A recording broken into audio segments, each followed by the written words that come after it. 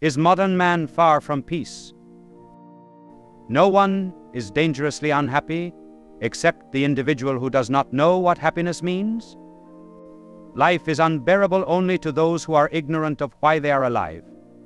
Men in such a condition of soul equate happiness with pleasure, which is a very different matter, and identify joy with a tingling of the nerve endings, which it is not. But things which are external to us never bring us inner peace. The more persistently anyone looks for satisfaction and a goal to serve in something outside of his control, the less stable he will find it. The more subject he will be to disappointments. There are two movements towards happiness. The first of these is our withdrawal from the outside, from too great an absorption in the things of the world. The second movement is far more profound. It is an ascension from what is inferior within us to what is its superior, from our egotism to our God. Modern man has experienced the first movement. Exterior things have become so many sources of misery to him. Wars, depressions, the insecurity and emptiness of life have so terrified men that they have tried to close off their contacts with the outside world and have begun to seek for satisfactions in their own limited selves. That is why psychiatry is having such a field day. The modern soul, alarmed at what it finds without, has drawn down the shades and begun to look for contentment in analyzing its own unconsciousness, anxieties and fears, its doldrums and frustrations.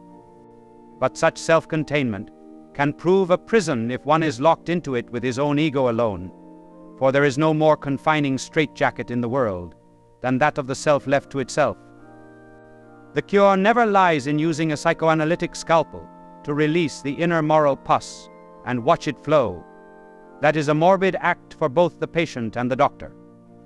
The cure, rather, consists in discovering why one is lonely and afraid of solitude, for most people have a dread of being alone without knowing why the prospect frightens them. The problem of our day is this problem of finding interior peace, and it is in this that the 20th century is marked off from the 19th. 100 years ago, men looked to the exterior world for the answers to their problems. They worshipped science or nature, expected happiness to come from progress or politics or profits. The 20th century man is worried about himself. He is even more concerned over the problem of sex than by sex itself.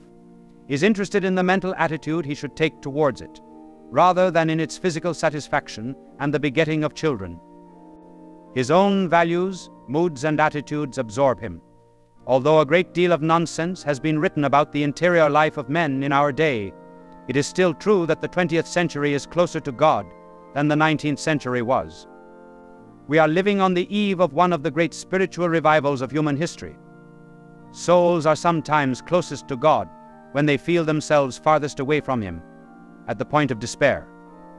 For an empty soul, the divine can fill; a worried soul, the infinite can pacify. A self-concerned, proud soul, however, is inaccessible to grace. Modern man has been humiliated. Neither his proud expectations of progress nor of science have turned out as he hoped. Yet he has not quite reached the point of humbling himself. He is still imprisoned in the self, and able to see nothing else beyond. The psychoanalysts may be allowed to bore into his thoughts for a few years more, but the time is not far off when modern men will utter a frantic appeal to God to lift them from the empty cistern of their own egos.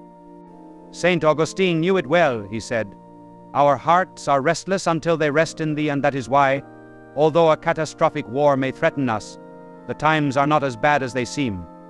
Modern man has not yet returned to God, but he has at least returned to himself. Later he will surpass and transcend himself with God's grace, which he is seeking. Even now, no one ever looked for something unless he knew that it existed. Today the frustrated soul is looking for God, as for the memory of a name he used to know.